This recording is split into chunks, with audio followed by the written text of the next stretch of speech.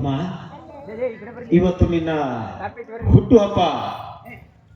ಈ ಹುಟ್ಟುಹಬ್ಬದ ಸಮಾರಂಭವನ್ನ ನಾನು ಕೂಡ ವಿಜೃಂಭಣೆಯಿಂದ ಮಾಡಬೇಕು ಅಂತ ಮಹಾದಾಸೆ ಇಟ್ಟಿದ್ದೆ. ಆದ್ರೆ ಈ ನಿನ್ನ ಹುಟ್ಟು ಹಬ್ಬದಲ್ಲಿ ಈ ಮನೆಯಲ್ಲಿ ಒಂದು ಮಹತ್ತರ ಕಾರ್ಯನ ನಿನ್ನ ಹುಟ್ಟು ಹಬ್ಬದಂದು ನೀನ್ ಮಾಡ್ಬೇಕಾಗಿದೆ ಪದ್ಮ. ಹೇಳಿ ಸ್ವಾಮಿ, ಅದ್ಯಾವ ನಿಮ್ಮ ಕೆಲಸ? ಗಂಡನ ಮಾತನ್ನ ಪಾಲಿಸುವುದು ಸತ್ಯಾದವ ನನ್ನ ಧರ್ಮ ಆಗಿದೆ. ಹೇಳಿ, ನಾನೇನ್ ಮಾಡಬೇಕು ಅಂತ.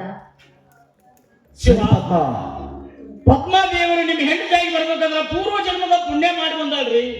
ಎಂತ ಮಾತು, ಎಂತ ಗುಣ, ಏನು ಗತಿ? ಸತ್ಯಪ್ಪನವ್ರೆ, ಇಂದು ನನ್ನ ಹುಟ್ಟಿದಪ್ಪ. ನನ್ನವರು ಅಂತ ನನಗೆ ಹೇಳ್ಕೊಳಕ್ಕೆ ಯಾರೂ ಇಲ್ಲ. ನೀವು ನನ್ನ ತಂದೆ ಸರಿ ಸಮಾನರು. ನನಗೆ ಆಶೀರ್ವಾದ ಮಾಡಿ.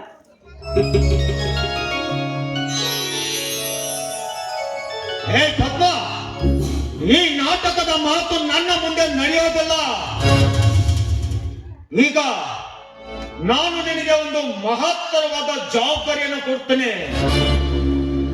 ಅದನ್ನ ನಡೆಸಿಕೊಡಿಯೋ ಅಥವಾ ಇಲ್ಲವೋ, ಯಾವುದಕ್ಕೂ ನನಗೆ ವಚನ ಕೊಡು ಪದ್ಮ, ವಚನ ಕೊಡು.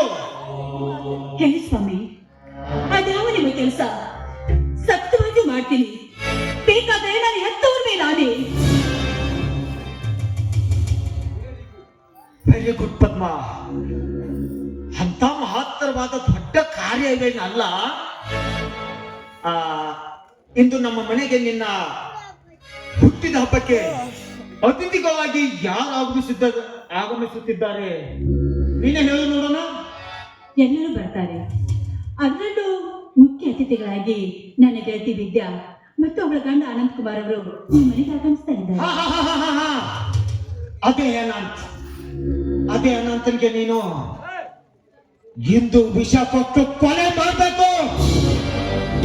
ಯಾಕಂದ್ರೆ ಅವನು ಇತ್ತೀಚೆಗೆ ನನ್ನ ಮೇಲೆ ತನ್ನ ಕಾನೂನಿನ ಕಣ್ಣಿಟ್ಟು ನನ್ನನ್ನ ಆಗಾಗ ತನಿಖೆ ಮಾಡಲು ಹತ್ತಿದ್ದಾನೆ. ಶಿವ, ಅಷ್ಟು ಸುಲಭವಾಗಿ ಆಗ್ತದನ್ರಿ ಆ ಕೆಲಸ?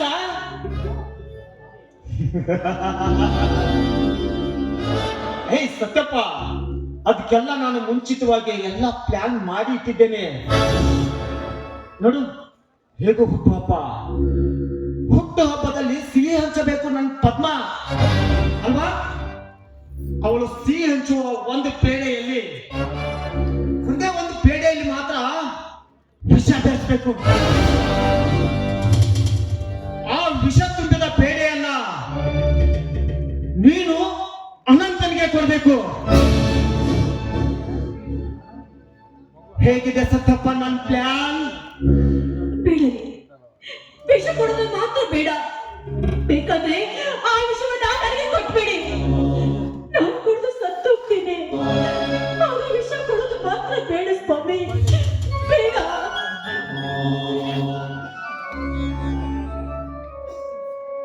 ಪದ್ಮ,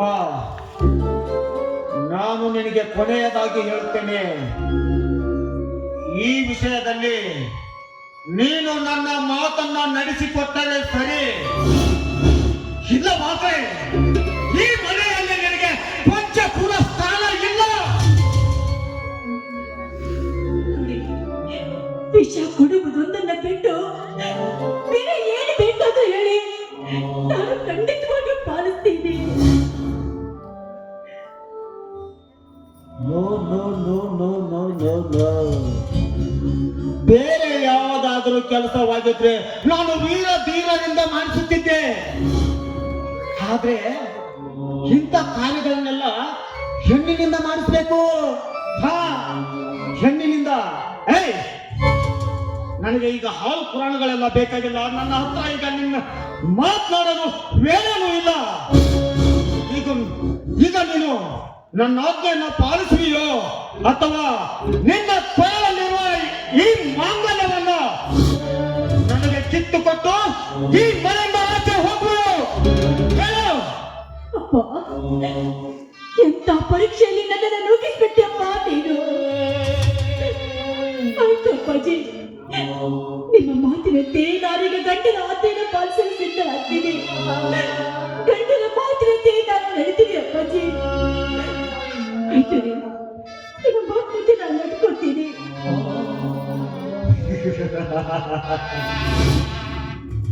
ನನ್ನ ಹೆಂಡತಿ ಪದ್ಮ ತುಂಬಾ ಒಳ್ಳೆಯವಳು, ನನ್ನ ಮಾತು ಮೀರಲ್ಲ ಅಂತ ನನ್ಗೆ ಚೆನ್ನಾಗಿ ಗೊತ್ತು. ಏಯ್ ಪದ್ಮ, ಬಾ ಹಿಂದೆ.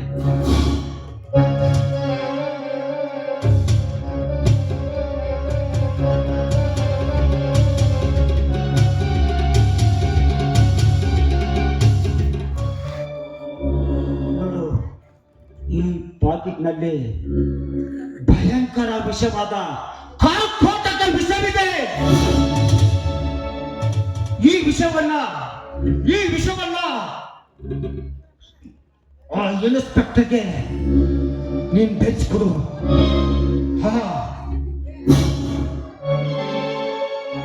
ಈಗಾಗಲೇ ಅವರು ಬರುವ ವೇಳೆ ಆಯ್ತು. ನಾನು ಸ್ವಲ್ಪ ಹೊರಗಡೆ ಹೋಗಿ ಬರ್ತೀನಿ. ಯಾವುದಕ್ಕೂ ನಿನ್ನ ಸಹಾಯಕ್ಕೆ ಅಂತ ಸತ್ಯಪ್ಪನ್ನ ನಿನ್ನ ಹತ್ರನೇ ಬಿಟ್ಟು ಹೋಗುತ್ತೇನೆ. ನಂತರ ಮುಂದೆ ಏನೇ ಬಂದ್ರು ನಾನು ಬೇಸ್ ಮಾಡ್ತೀನಿ. ಅರ್ಥವಾಯ್ತೇ?